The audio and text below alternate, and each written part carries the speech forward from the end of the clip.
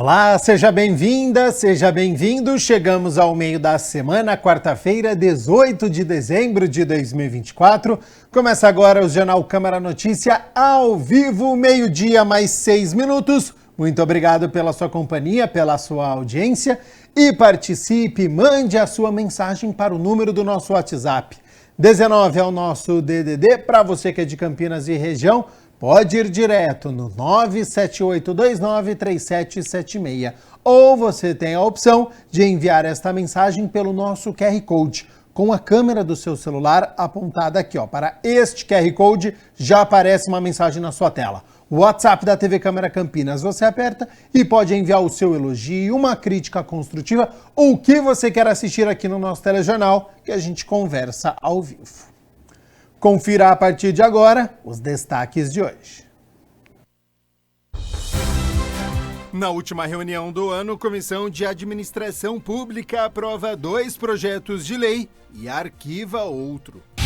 Câmara de Campinas realiza a 10ª edição do Prêmio Destaques do Axé de valorização à cultura africana. A partir de amanhã, recarga para o passe escolar e universitário fica suspenso em Campinas. E o quadro Giro Ambiental repercute a notícia de que pesquisadores da USP identificaram microplásticos em cérebros humanos.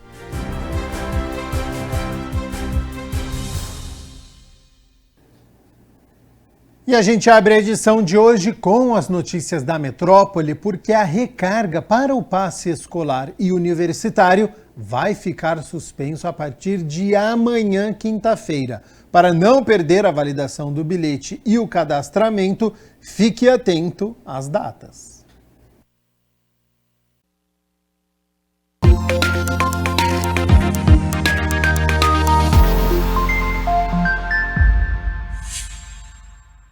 No período das férias escolares, o cadastramento para adquirir o bilhete único universitário e escolar está suspenso em Campinas. As recargas também não poderão ser feitas a partir do dia 19 de dezembro. É uma suspensão que acontece todo ano, que a Secretaria de Transportes ela baixa uma resolução.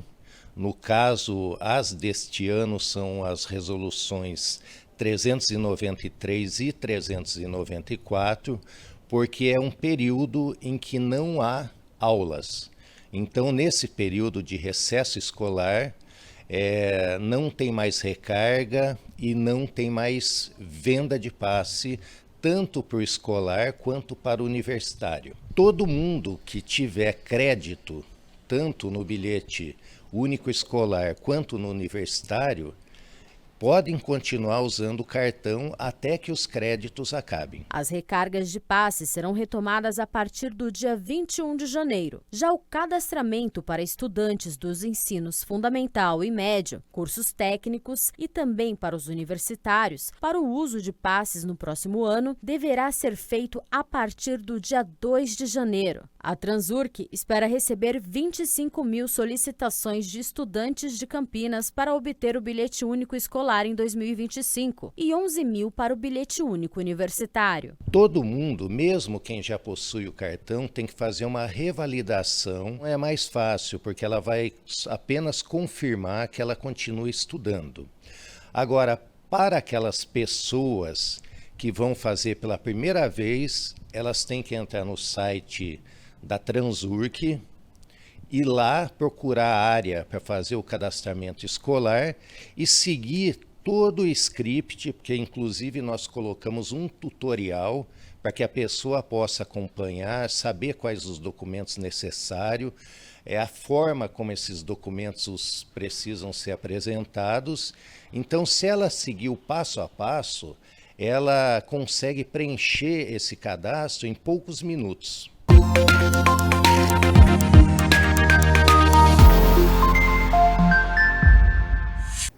Na série de hoje do Fica a Dica, a nutróloga Bruna Patrão explica sobre suplementação e o consumo de diferentes vitaminas e minerais ao mesmo tempo.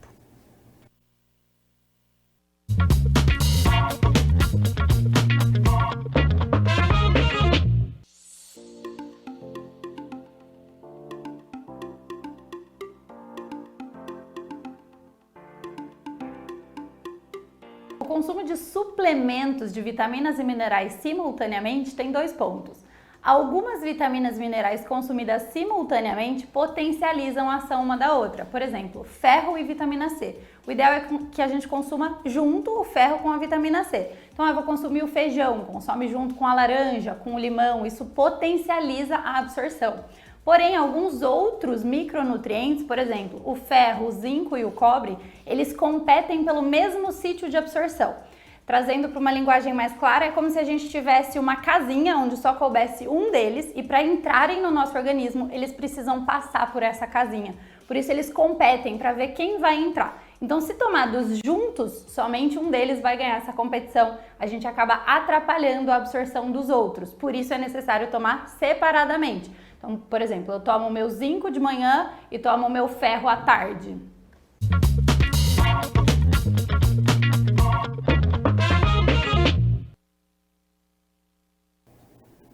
A nossa equipe também perguntou sobre o consumo de diferentes vitaminas e minerais durante a gravidez.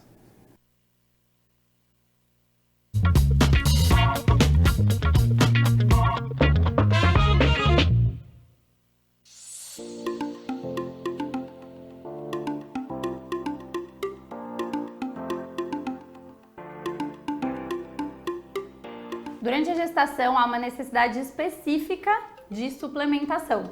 O ideal é que se tenha um preparo pré-gestacional. Porque, por exemplo, o fechamento do tubo neural, que vai dar origem ao nosso cérebro e a todo o sistema nervoso, ele se dá entre o 25º e 27º dia de gestação. Muitas vezes a mulher nem sabe que ela está grávida e já se fechou, já se formou o tubo neural do bebê. Por isso, o preparo pré-gestacional é ideal, com suplementação de vitamina B9, com ômega 3, com ferro. São necessidades específicas da gestante que vai gerar um bebê. Então, por isso, ela vai ter suas necessidades aumentadas, a quantidade de sangue circulante vai estar um pouquinho maior, então a gente tem uma hemodiluição presente também. Então, nós temos essas necessidades específicas, precisamos sim suplementar as gestantes antes da gestação e durante a gestação.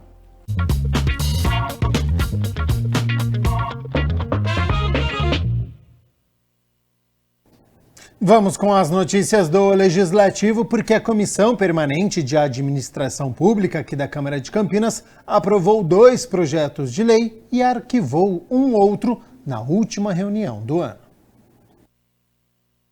Foi realizada na Câmara de Campinas a última reunião da Comissão de Administração Pública do ano de 2024. Dentre as competências da comissão está opinar ou emitir parecer sobre as matérias legislativas que digam respeito à estrutura administrativa e organizacional da Prefeitura e da Câmara, a criação e extinção de cargos. E nós podemos aqui, como disse o vereador Jorge Schneider, contribuir para a cidade de Campinas, fazendo o nosso dever, que é ser vereador, né? Participar das comissões e poder fazer aquilo que nos é colocado como missão. 3 projetos foram debatidos e votados pela comissão. Entre eles, o projeto 12 de 2024, de autoria da mesa da Câmara, que institui o regime de adiantamento para pronto pagamento de pequenas despesas. O parecer favorável do vereador Marcelo da Farmácia, eu pergunto como vota o vereador Jorge Schneider. Eu acompanho o relator. Vereador Carmo Luiz. Também acompanho o relator, presidente. Eu também acompanho o relator, então com 4 votos está aprovado. Durante o ano de 2024, a Comissão de Administração Pública aprovou mais de 30 projetos. A nossa Comissão de Administração Pública, nós tivemos todas essas reuniões, nós deliberamos aqui 32 projetos, e um projeto também foi deliberado numa reunião extraordinária, e fora aqueles projetos que são de urgência, que nós fazemos a deliberação dentro do plenário. Então, acreditamos que foi um passo importante, levando em conta que a Comissão de Administração Pública trabalha muito próxima da Comissão de Políticas Urbanas e também da Comissão de Finanças e Orçamento, das quais também aqui nós praticamente fazemos parte também, e sabemos que a grande importância dessa comissão. A gente segue com as notícias do Legislativo, porque a Comissão Especial de Honraria aqui da Câmara deu o parecer a 24 projetos de lei na última reunião do ano. Foi a 10ª reunião ordinária da Comissão Especial de Honraria, que tem como presidente o vereador Edson Ribeiro. A comissão analisou e votou pareceres de 24 projetos. Também compuseram a mesa o vereador Paulo Haddad e a vereadora Guida Calisto. Nona discussão de votação, o parecer sugerido pelo senhor Major Jaime, favorável ao PDL 219/2024, do processo número 242.125, de autoria do senhor Jair da Farmácia, que consegue título de cidadão campineiro José Victor Rodrigues. Eu gostaria de perguntar à vereadora Guida Calisto, como que a senhora vota? Eu acompanho o relator, presidente. Vereador Paulo Haddad. Voto favorável, senhor Esse vereador também vota favorável. Com os votos favoráveis, estão aprovados. A 19ª discussão de votação do parecer sugerido pela senhora Guida Calisto, favorável ao PDL 195/2024, processo 241.877, de autoria do senhor Igor Digo, que concede medalha Dorcelina de Oliveira Folador a Ana Beatriz Ribeiro Sampaio. Gostaria de perguntar à vereadora Guida Calisto como que é a vossa excelência. Eu mantenho o meu parecer favorável. Vereador Paulo Haddad. Acompanha a relatora. Esse vereador também vota favorável. Com os votos favoráveis, estão aprovado. Entre os projetos também foi votado e aprovado, de autoria do presidente da Câmara, o vereador Luiz Rossini, que concede o título de cidadão campineiro ao juiz-diretor do Fórum de Campinas, Luiz Antônio Torrano. Também foi analisado o parecer do projeto de autoria do vereador Nelson Osri, que concede o título de cidadão campineiro a Chaim Zayer, empresário do setor de educação. Foi uma comissão que trabalhou muito. Nós estamos aqui com mais de 120 projetos que foi passado pelas nossas mãos e, graças a Deus, a gente sempre tem trabalhado sério. E quando o trabalho é sério, o lucro ele vem. É ótimo, é óbvio que vem. Quem ganha com isso é os munícipes da cidade de Campinas. A Câmara de Campinas sediou a 10ª edição do Prêmio Destaques do Axé, de valorização à cultura africana. Confira como foi. A Câmara Municipal de Campinas realizou a 10ª edição do Prêmio Destaques do Axé, festividade instituída através da Lei nº 15.992 de 2020, com o compromisso de valorizar a cultura africana e suas manifestações. Presidida pelo vereador Cecílio Santos, o evento aconteceu dentro das comemorações alusivas à Nossa Senhora da Conceição, padroeira da cidade. Esta importante lei que foi aprovada nesta casa e que nos possibilita esse encontro maravilhoso de hoje. É emocionante a gente ver como a nossa cultura pulsa. Durante a premiação, teve a apresentação de dança e reza, e a presença do babalorixá Francisco de Oiá, idealizador da premiação. Fazer um prêmio dessa magnitude é muito bom. É prazerosa. Homenagear os nossos irmãos, independente de religião, é um reconhecimento pelas lutas que só nós, povo de Axé, sabemos como é. Não é fácil ser um zelador, não é fácil ser uma zeladora, mas é prazeroso homenagear cada um de vocês. 12:00 mais 20 minutos. Muito obrigado pela sua companhia, pela sua audiência. Hoje é quarta-feira, dia de conferirmos o trabalho agora de uma profissão que é muito importante e que a gente acompanha a partir de agora, que é cientista de dados.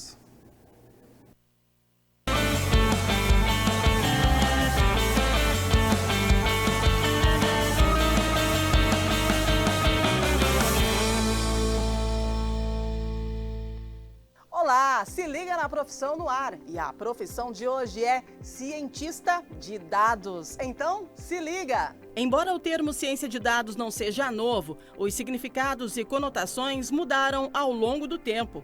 A palavra apareceu pela primeira vez na década de 1960 como um nome alternativo para estatísticas. No final da década de 1990, profissionais de ciências da computação formalizaram o termo. Uma definição proposta para a ciência de dados o viu como um campo separado com 3 aspectos: design de dados, coleta e análise, e ainda levou mais uma década para que o termo fosse usado de forma acadêmica. O cientista de dados é o profissional responsável por coletar, organizar e analisar grandes volumes de dados para gerar insights que auxiliem na tomada de decisões estratégicas. Ele usa ferramentas de programação, estatística e inteligência artificial para identificar padrões, prever tendências e resolver problemas em áreas diferentes, como negócios, tecnologia e saúde. Além disso, um cientista de dados também é responsável por visualizar os resultados de forma compreensível. Eles criam gráficos, relatórios e painéis interativos para comunicar os insights derivados dos dados, facilitando a tomada de decisões estratégicas pelos colaboradores. E para saber um pouco mais sobre essa profissão, cientista de dados, claro, nós vamos falar com o nosso cientista, o Éder Carlos Fernandes. Éder Carlos Fernandes, aqui no Se Liga na Profissão, vai falar para a gente dessa profissão do futuro. Uma profissão atual, mas algo que tem um futuro aí brilhante pela frente, né? Seja bem-vindo aqui no Se Liga na Profissão. Obrigado. Conta pra gente, cientista de dados, né? O que faz esse profissional? Então, esse profissional de ciência de dados, o que eles fazem? Eles vão pegar dados do passado, certo? Referente ao passado de alguma coisa, certo? E através de estatística avançada, inteligência artificial, vai fazer uma predição do futuro. Então, a ciência de dados está atrelada hoje na melhor fase do momento, né? Então, muitas empresas precisam desse profissional, como bancos, às vezes pessoal da agricultura para prever safra conforme a formulagem, né? Do solo, alguma coisa desse tipo, né? Então é uma tendência de mercado muito importante hoje, principalmente para bancos, por exemplo, né? Bancos para prever, por exemplo, quanto que eu vou ganhar no futuramente, qual que é a previsão de retorno de lucro e assim por diante, né? Como que é executado esse trabalho? Então, esse trabalho, temos várias ferramentas, né, que utilizamos, né? Então, a gente usa muito a parte de inteligência artificial para isso, né? Então, através da inteligência artificial, ele aprende padrões antigos de dados, né? E faz a previsão de como será o futuro. E você toma uma decisão em cima dessas análises de dados. E essas análises de dados, elas são certeiras mesmo? Como você faz essa busca? Como que esse profissional trabalha, de repente, vamos lá, vou te contratar para trabalhar em um banco para fazer a análise dos dados. Você é o cientista. O que você faz? Você busca as informações? Como que você tem a assertividade? Então, a assertividade como é estatístico, então ela não é 100% assertiva, mas ela tem uma probabilidade muito grande de acontecer. Um exemplo, vamos imaginar o seguinte, eu quero achar uma pessoa inadimplente. Então, eu pego uma base de dados muito grande de pessoas inadimplentes, certo? As características delas conforme as variáveis, certo? Então, eu pego duas variáveis, por exemplo, de uma característica de uma pessoa inadimplente. Então, o que vai acontecer? Ele vai começar a ler essa grande base de dados. E nessa grande base de dados ele vai criar um padrão, ele vai aprender qual é o comportamento de uma pessoa inadimplente, por exemplo. Então, nessa parte de dados de uma pessoa inadimplente, ele vai falar o seguinte, opa, peraí, então a chance dessa pessoa assim, não pagar um empréstimo, por exemplo, sendo inadimplente. Assim, já sendo inadimplente é de tantos por cento, então tem uma porcentagem de acerto. Então aí a pessoa que pega esse dado, essa predição, ele vai analisar. Eu empresto, o banco vai eu empresto para essa pessoa ou eu não empresto para essa pessoa, entendeu? Ou o que eu faço, né? Então, se ele tiver uma chance muito grande de não pagar o banco o retorno, que ele fala, opa, então a chance pelo comportamento, pela aprendizagem dos dados, o machine learning que tem lá dentro, ele vai fazer, opa, então é melhor não, né? Melhor não, como eu falo, deixar emprestar o dinheiro para essa pessoa, entendeu? Nossa, como evoluiu, né? Você lembra, Éder, que antigamente você ia fazer um empréstimo, ou ir no banco, ou comprar crediário numa loja, eu me lembro que as pessoas pegavam o nome de três referências, né? Daí ligava, o Éder é bom pagador, tal, sim, E aí, a partir disso, definia se ia vender ou não. E agora, através aí da ciência de dados, né? Você tem aí todo esse diagnóstico, esse histórico da pessoa, quando a gente está falando dessa questão aí de pagar a conta, que eu acredito que foi um exemplo muito legal que você deu, e dá para as pessoas que estão assistindo entender realmente como trabalha o que faz um cientista de dados. Muito interessante. Porque essa área, então, ela é bem expandida, né? Depois que surgiu a inteligência artificial, assim, que está hoje muito forte no mercado, né? Então ela foi aplicada para várias áreas, né? Então uma das áreas é essa parte de predição de dados, que a gente chama redes neurais de regressão, né? Em alguns casos, né? Então essa parte aí ele consegue prever o que pode acontecer. Não é 100% certeiro, Sim, mas você tem uma probabilidade grande do que vai acontecer, conforme dados anteriores, né? Até porque hoje em dia os dados, todos os dados estão na rede, né? Estão disponíveis. Querendo ou não, a gente acabou disponibilizando todos os nossos dados. E aí, para você fazer um compilado e trabalhar aí com a ciência de dados, acaba ficando um pouquinho mais assertivo. Mais assertivo, que seja isso, né? É isso aí mesmo. Agora, conta pra gente, qual que é o maior desafio de um cientista de dados, da sua profissão? Então, o maior desafio, no meu ver, é entrar na área, né? Então entrar na área de ciência de dados, né? Então, por quê? Porque é uma área nova, né? E a pessoa tem que fazer algumas etapas para conseguir entrar na área, né? Então, para quem está iniciando, por exemplo, e quer entrar na área, né? Ele tem que primeiro estudar bastante o conceito, né? Entendeu? Hoje em dia tem um site chamado Kaggle, né? Que tem alguns desafios na parte de ciência de dados lá dentro, né? E às vezes algumas empresas estão lá dentro e colocam seus bancos de dados lá dentro para resolver alguns problemas. Então a pessoa consegue, por exemplo, pegar esses dados lá dentro, trabalhar esses dados, criar seus próprios algoritmos de ciência de dados, né? Voltado ao machine learning, para a parte de regressão, certo? E aí ele pode pegar esses algoritmos que ele cria lá dentro e colocar numa outra plataforma e colocar no seu currículo. Depois que ele aprendeu bastante coisa e entrou na área, né, aí fica um pouco mais fácil ele desenrolar isso aí, né? Menino, mas para entrar nessa área é uma profissão muito bem remunerada. É muito bem remunerada. Né? Mas para você chegar na fase que está o Éder, demora, né? Demora um pouquinho. Quanto tempo faz você trabalhando assim, cientista de dados? Sim, na parte da pesquisa mesmo já faz desde 2017. Desde 2017. E você imaginava que você ia trabalhar dessa forma, fazendo esse tipo de pesquisa, aliado à inteligência artificial, a toda essa tecnologia de informação que tem hoje? Na época, assim, eu não esperava, assim. Depois que eu entrei no ramo da pesquisa, aí eu fui orientado por um orientador na época, né? No meu mestrado, né? Aí eu acabei pegando amor por isso aí e continuei nessa área, né? Assim, nessa área e fui construindo meus algoritmos aos poucos. E hoje, de vez em quando, eu dou consultoria, dou treinamento, né? Tem algumas empresas assim que às vezes eu já trabalhei né? Nessa área também, né? Então, hoje eu estou bem forte nessa área, assim, né? Mas eu não imaginava, assim, entrar, né? Então, foi um incentivo que eu tive, eu gostei da área e continuei e estou até hoje ali, né? Parabéns para você, obrigado. Viu? Que profissão difícil é essa? Gente do céu. Mas difícil, mas não é impossível. Não é impossível. Né? Porque temos aí cursos disponibilizados e você pode, sim, se formar e ser um cientista de dados, assim como o Éder. Quero agradecer a sua participação, Éder Carlos Fernandes. Éder Carlos Fernandes, obrigada por participar com a gente e trazer informações sobre essa profissão, a profissão atual, mas pode ter certeza que é uma profissão do futuro também. Tá certo. Eu agradeço a oportunidade de estar dando a entrevista para vocês aqui. Maravilha! Agora nós vamos saber o caminho que você deve trilhar para você se tornar um profissional como o Éder, um cientista de dados. Vamos conferir. Muito bem, gostou dessa profissão, cientista de dados? Agora nós vamos falar com o professor de tecnologia, Leonardo Ramos de Oliveira. Ele vai falar para a gente qual curso você deve fazer para você ser um cientista de dados. Professor, seja bem-vindo ao nosso Se Liga na Profissão. Muito obrigado. É tudo muito complexo, né? Essa profissão cientista de dados. Então, é um cientista que trabalha com a tecnologia. Como é que é o curso? O que a gente tem que fazer? Vamos lá, vamos por partes. Vamos lá.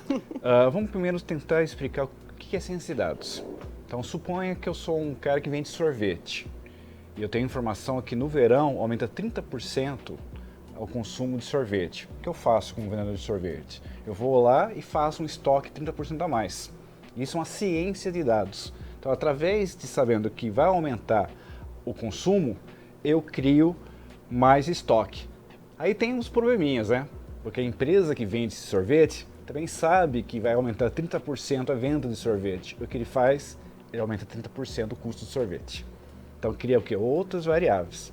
Então na hora que a gente começa a analisar todas essas variáveis de tempo, temperatura, consumo, a gente começa a fazer as previsões do futuro. Então o cientista de dados, ele tenta fazer previsões em cima de um futuro próximo. Tomar decisão, empresas, consumos, metodologias e tudo mais. A nossa área é uma área extremamente acadêmica. A nossa profissão na CBO, no Código Brasileiro de Ofícios, né, de ocupação, é voltado desde 2023 o cargo de cientista de dados. Então a gente tem a profissão real que a pessoa trabalha como cientista de dados. Nisso, ele tem que trabalhar com diversas tecnologias da informação. Então, nossos cursos não é só um curso só. Então, a gente tem ciência da computação, engenharia de software, análise de sistemas, programação. Todos esses cursos voltam ao profissional de ciência de dados. Ou melhor, um cientista de dados. Poxa vida, né? Quantos anos uma pessoa precisa estudar para fazer tudo isso aí que o senhor falou? Na realidade, em todas as profissões existe o cargo inicial, né, que chama de júnior, o pleno e o sênior, né? Então, conforme a capacidade e a experiência, existe a necessidade de mais estudos, né, grau de dificuldade. Nossos cursos de graduação de tecnologia da informação é uma média de 4 anos.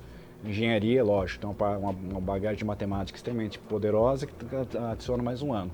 Todos os cursos voltados à tecnologia da informação abrem espaço para ser um profissional de TI, no nosso caso, um profissional de cientista de dados. Antigamente a gente tinha um administrador de banco de dados, que era muito conhecido de bancos, mexer com dinheiro, com investimento, com os dados da empresa. Hoje, esse administrador de banco de dados migrou para ser um cientista de dados. Tem que aprender estatística, tem que saber matemática, tem que saber tecnologia da informação, tem que saber programação. Ou seja, para saber tudo isso, tem que pagar um bom salário. Graças a Deus. É bem remunerado. Graças a Deus. É a profissão do momento. Uau, profissão do momento. Olha só. E aí, tá fazendo o curso, né? Quantos anos dá? O quê? 5 anos? 5 anos. 5 anos. E como é que é? Esse curso, ele é prático? Tem muita teoria? E depois tem estágio? A partir do momento que você está dentro de um curso de tecnologia, desde o primeiro semestre a gente pode correr atrás de estágio. Mas antes de você conseguir entrar no estágio, mais experiência você vai ter na área.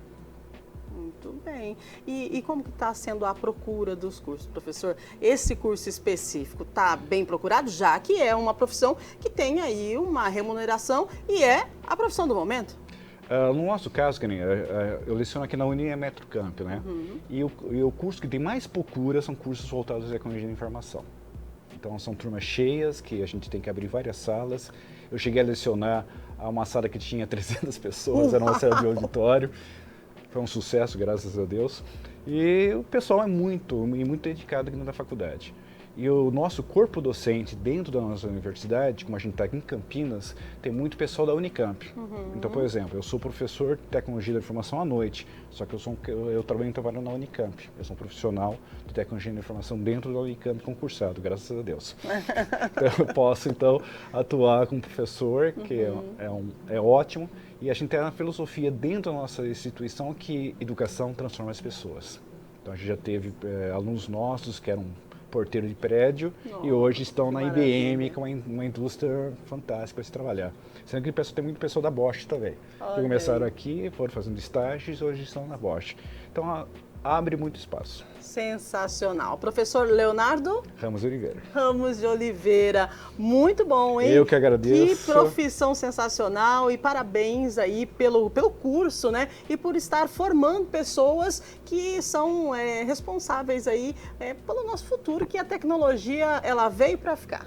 Informação e poder. Ah, maravilha. Professor, obrigada, viu? Eu que Tudo agradeço. de bom. Muito obrigado. Agradeço muito a vocês e boa sorte para todo mundo. É isso aí. Se liga na profissão, ficando por aqui e desejamos a você uma ótima profissão. De repente, quem sabe você não se interessa por uma dessas que a gente passa para você e se torna um grande profissional. Abraço! A gente se vê aqui na TV Câmara.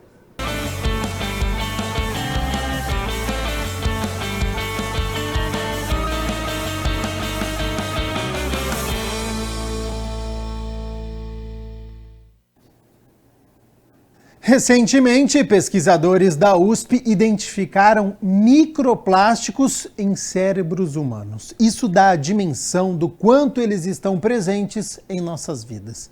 Pensando nisso, pesquisadores do Centro Nacional de Pesquisa em Energia e Materiais desenvolveram uma proteína sintética capaz de retirar os microplásticos da água.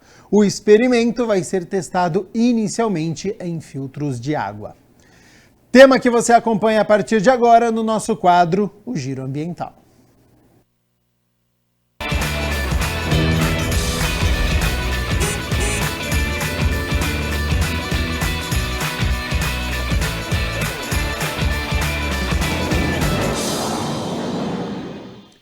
no Giro Ambiental de hoje a gente vai falar do projeto Barbie 4.0, que detecta e retira microplásticos do filtro de água caseiro. Mas não se assusta, não vai sair uma boneca do seu filtro de água. Para falar sobre esse processo, o projeto e os benefícios dele, a gente convidou a Gabriela Persinotti, que é a pesquisadora que desenvolveu o Barbie 4.0. Muito obrigada pela sua participação aqui com a gente no Giro Ambiental. Bom dia, é um prazer falar com vocês. Gabriela, começa explicando esse nome pra gente, porque ele é um nome que sugere muita coisa, né? Isso, a gente usou, na verdade, as iniciais da palavra Barbie como o acrônimo para o nosso projeto, que é o desenvolvimento de uma ferramenta bioengenheirada para a remoção de microplásticos na água a partir de um ecofiltro. Então, quando a gente junta todas essas palavras em inglês, né, elas formam Barbie. Por quê? Qual que foi a ideia, né, de usar a palavra Barbie, né? É porque a Barbie é feita de plásticos, né? E a gente sabe que hoje em dia o descarte incorreto de plásticos e o acúmulo de plástico nos rios, nos oceanos, eles geram esse tipo de poluente, que são os microplásticos, que são partículas bem pequenininhas de plástico que acabam se soltando naturalmente, né, dos resíduos plásticos e acabam indo parar, inclusive, na água que a gente acaba consumindo, né? Então, foi uma brincadeira, mas para tratar de um problema bem sério e bem atual. Impossível esquecer o nome a partir, né, desse acrônimo. Gabriela, eu queria que você falasse para a gente ingere muito microplástico invisível aos olhos, porque eu sei que a gente tem partículas que são perceptíveis, mas tem muita partícula que a gente nem tem consciência que está ingerindo. Então, isso é o problema, porque a quantidade de microplásticos que é permitida na água potável, ela não é regulamentada no Brasil. Por quê? Porque é um problema tão recente que não existem ainda métodos muito eficientes e muito eficazes para quantificar essa quantidade de microplásticos, né? O que já se tem são alguns estudos mostrando que já foi detectado microplástico em diversos tecidos do corpo humano. Então, de alguma forma, essas partículas estão indo parar no nosso organismo. Então, no nosso projeto, a gente desenvolveu duas frentes, né, vamos dizer, né? Uma frente que é realmente o filtro, que incorpora, né, uma proteína que a gente chamou a proteína de Barbie, para ligar esses microplásticos e a gente conseguir remover os microplásticos da água. E a outra parte do projeto, ela envolveu justamente o desenvolvimento de um biosensor, que também utiliza essa mesma proteína, que tem a capacidade de se ligar aos microplásticos, para a gente justamente conseguir quantificar quanto de microplástico existia na água e depois da gente filtrar, para a gente, de novo, né, quantificar e verificar que foi removido. E esse projeto, ele ainda ele está sendo aplicado, ainda está sendo testado, ou ele já pode ser escalado, Gabriela? Esse projeto ele foi desenvolvido para participação em uma competição de biologia sintética internacional, que aconteceu agora no mês de outubro, lá em Paris. Então, ele envolveu diversos estudantes, diversos pesquisadores aqui do CNPEM, e nós desenvolvemos várias provas de conceito, né? Então, são várias partes do projeto que a gente provou que funcionam. Então, a gente já tem experimentos demonstrando, né, que a nossa proteína ela se liga a microplásticos, que o nosso biosensor tem uma alta eficiência para quantificação. E agora, né, os próximos passos é realmente a gente construir o filtro e testar todos os componentes de forma integrada. Então, ele ainda não está apto para ser escalonado hoje, né? Mas a gente espera que daqui a algum tempo isso possa ser utilizado no mercado mesmo. Espera muito, né? E essa proteína é a base vegetal ou animal? Qual é a origem dela?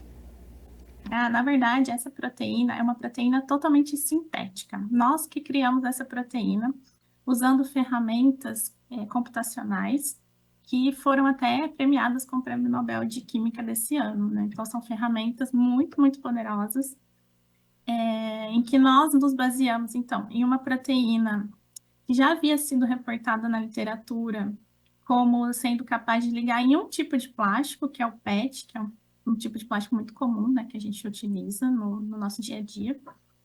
E com base, então, nessa proteína que havia sido já reportada, nós fizemos diversos experimentos computacionais para criar novas proteínas que poderiam se ligar em outros plásticos, porque a gente sabe que existem diversos tipos de plásticos, né, que acabam indo para o descarte incorreto.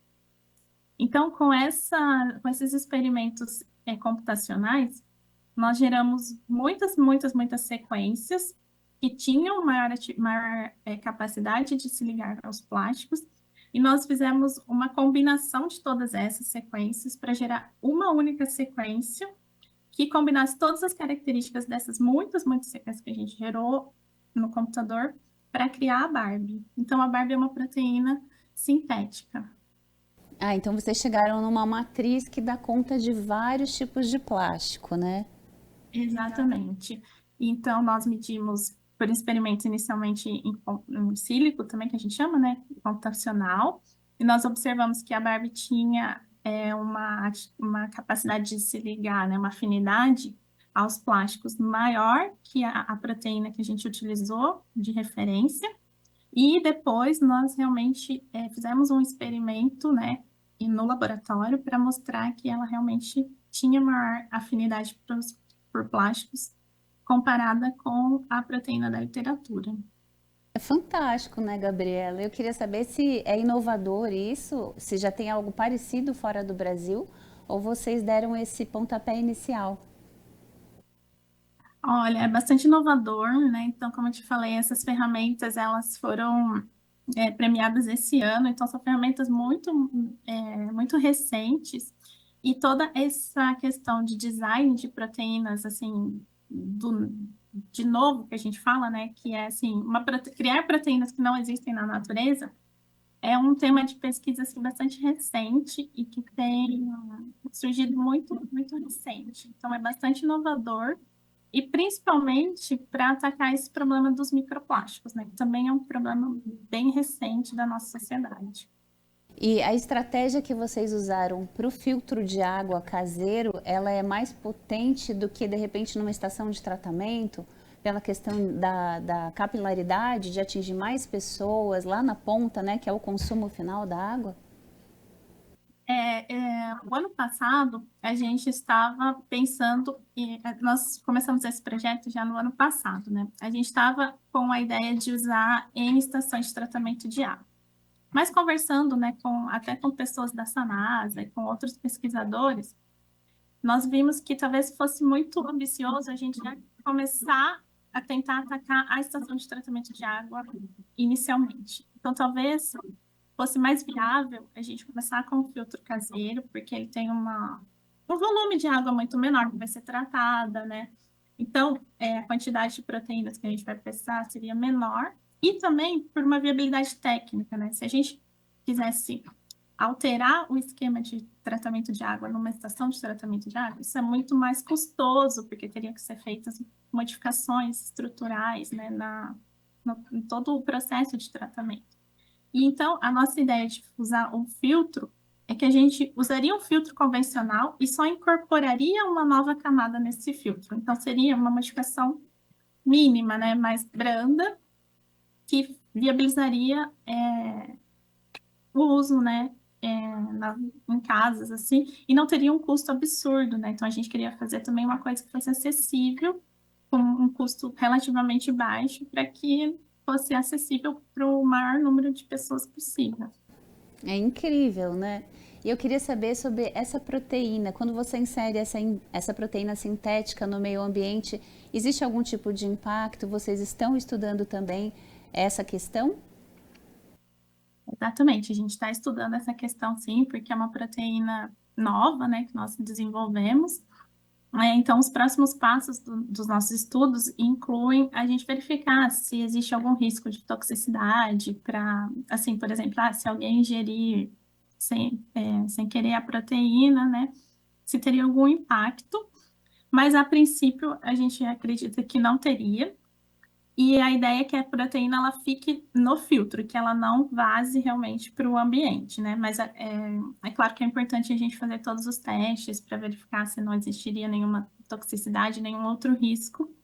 E isso está já no nosso radar e é um dos próximos passos que a gente vai conduzir no laboratório.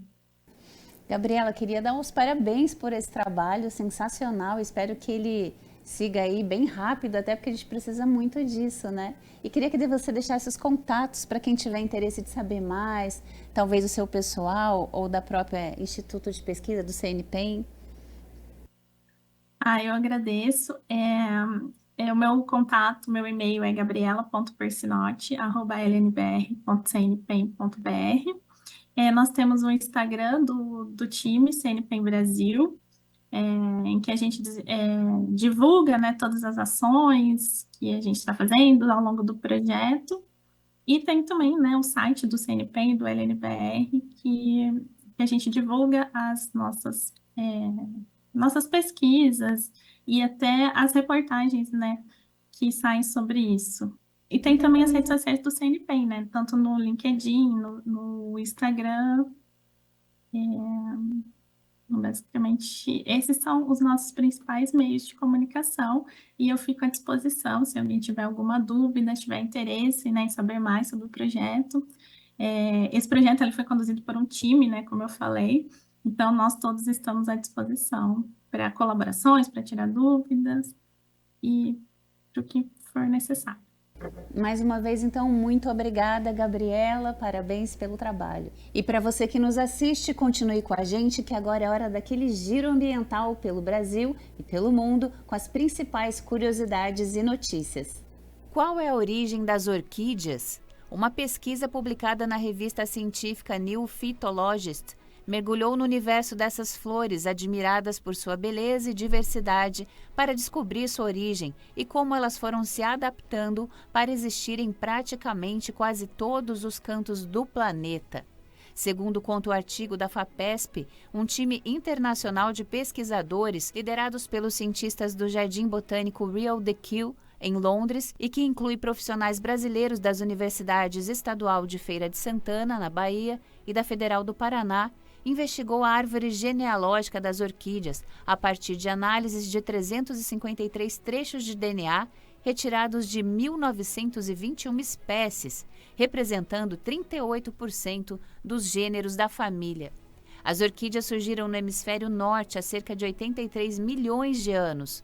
Nos últimos 5 milhões de anos, no entanto, elas foram se diversificando para outras formas variadas, especialmente nos trópicos. Elas se adaptaram a praticamente todos os ambientes, com exceção dos desertos e polos gelados.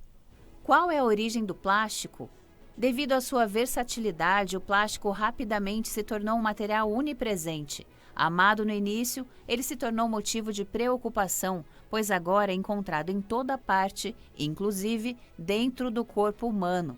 Plásticos naturais, como casco de tartaruga, âmbar, borracha e goma laca são trabalhados desde a antiguidade. Museu dedicado às descobertas científicas localizado na Inglaterra. Entretanto, o plástico sintético é muito mais novo e um de seus antecessores foi o Parquesina, patenteado em 1862 pelo artesão e químico inglês Alexander Parkes. Considerado o primeiro plástico manufaturado, era um substituto barato para o marfim ou casco de tartaruga. Essa invenção foi adotada e desenvolvida por outros, levando à criação do celuloide, mais popularmente usado em filmes. Do canto mais remoto da Terra às profundezas do oceano, passando pelo sangue humano e pela placenta no útero feminino, o plástico está em toda parte. Cientistas estudam manobra para diminuir ataques de tubarão. Os tubarões são daltônicos e de baixa visão.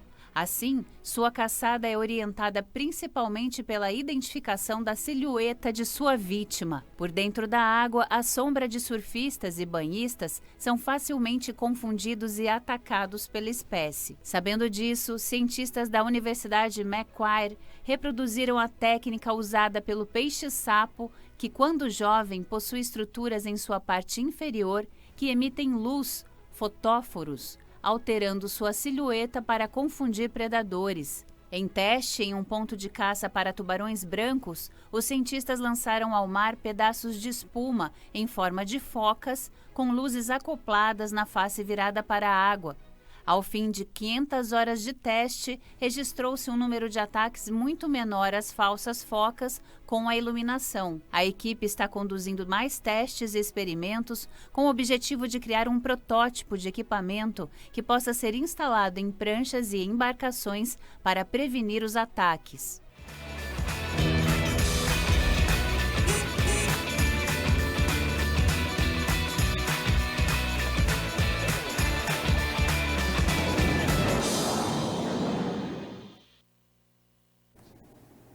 O Jornal Câmara Notícia reforça hoje, de novo, a necessidade da doação de sangue aqui na cidade de Campinas.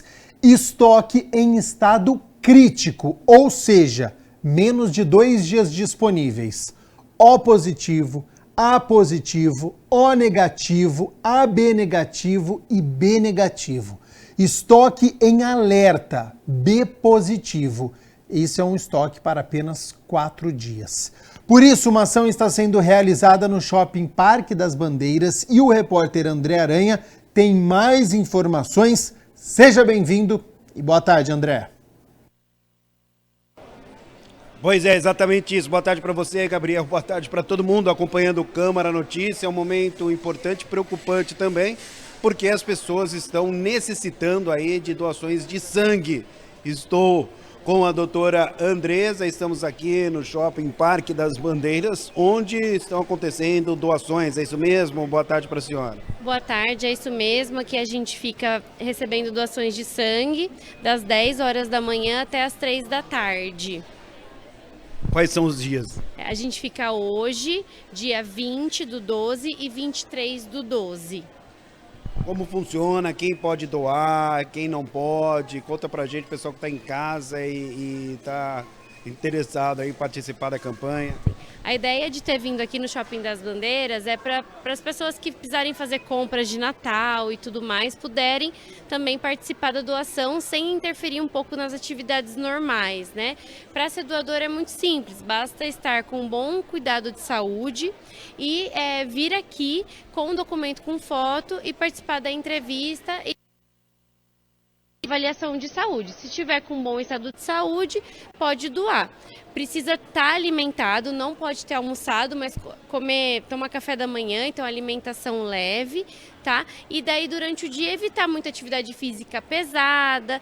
É importante que tenha uma ingesta de água muito abundante, pelo menos 2 litros de água por dia, e esteja em bom estado de saúde. Bom, isso não é que a senhora disse, é importante porque tem que comer, né? Mas uma comida leve, não dá para comer, abusar muito no café da manhã, não pode. Na verdade, alimento muito gorduroso pode interferir na nossa coleta de sangue, inclusive a bolsa de sangue vir com muita gordura. Então a gente pede para uma alimentação leve, né? Não muita, evitar de almoçar mesmo, comer alimentos mais pesados, mas vem alimentado para não ter risco de passar mal. Funciona a questão do peso da pessoa, tem um peso mínimo, como é que é isso? Acima de 50 quilos pode doar, menor de idade, abaixo de 18 anos, precisa vir com um acompanhante responsável legal, né? E daí pode vir acima de 18 anos até os 69 anos. Como a senhora estava falando, tem um cadastro também que deve ser feito. Isso, a gente faz o cadastro, inclusive quem quiser ser doador de medula óssea, a gente também faz o cadastro para se tornar um doador de medula óssea e é muito simples, é só realmente dados pessoais, endereço para a gente completar o cadastro. Um pouquinho sobre a triagem, porque muita gente às vezes assusta, né, entrevista e tudo mais.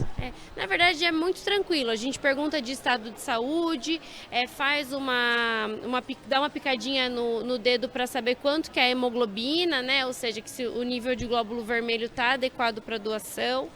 E a gente faz também uma entrevista para perguntar se tem algum problema de saúde, se toma algum remédio, se tem alguma outra contraindicação, né, que teria algum problema na doação de sangue. Pô, aí é questão da cirurgia. Na verdade, a gente orienta que se fez endoscopia ou colonoscopia ou alguma cirurgia nos últimos 6 meses, não pode realizar a doação. Então, o ideal é não ter tido feito nenhum procedimento ou nada assim nos últimos 6 meses. Quem está tomando remédio tem alguma contraindicação ou não? Na verdade, os remédios é caso a caso que a gente avalia, por isso que a gente pede para o doador vir para a gente conversar, para entender o motivo de estar tomando o remédio. Remédio contraindicaria a doação, se tem que ficar um tempo sem o remédio para doar. Então tem todos esses requisitos que a gente precisa ter. Bom, nós estávamos conversando, né, a questão do tipo de sangue antes da gente entrar no ar, mas a senhora falou que são todos os tipos que precisa, né? Exatamente. A gente sempre tem, às vezes, uns níveis mais críticos, ou seja, sangues que a gente acaba usando um pouco mais, dependendo da demanda do paciente, mas todos os sangues são importantes porque a gente sempre usa sangues compatíveis para o paciente. Então, tudo é importante para nós. Então, venha doar sangue, que é muito importante. Vamos lá, para o pessoal que está em casa, assistindo ao Câmara Notícia, anotar direitinho para a gente confirmar os dias e horários aqui no shopping. Hoje, então, a gente fica das 10 às 3 horas da tarde, no dia 20/12, das 10 às 3 da tarde e no dia 23/12, das 10 às 3 da tarde. Se você vier fazer as compras suas de Natal, né, já aproveita e já faz um gesto solidário para ajudar o próximo. Principalmente nessa época de Natal. Claro que é importante o ano inteiro, mas nessa época as pessoas ficam um pouco mais sensibilizadas. De repente pode ser também um bom incentivo aí para doar sangue aqui no shopping. Muito obrigado, doutora. Muito obrigada, viu? Obrigada pela participação de vocês. Valeu, muito obrigado. Eu volto com você, Gabriel Castro. Informações importantes, então. Quero agradecer ao nosso repórter André Aranha, a disponibilidade do tempo com a nossa equipe da Andressa Lamônica, que é médica hemoterapeuta, por todas essas informações, né? Então, estoques de sangue com níveis preocupantes aqui na cidade de Campinas. Procure um hemocentro, vá até o Shopping Parque das Bandeiras, se informe sobre essa situação, se realmente você pode doar, porque você está salvando vidas, né? Estoque crítico, então faça esta doação aqui para a cidade de Campinas.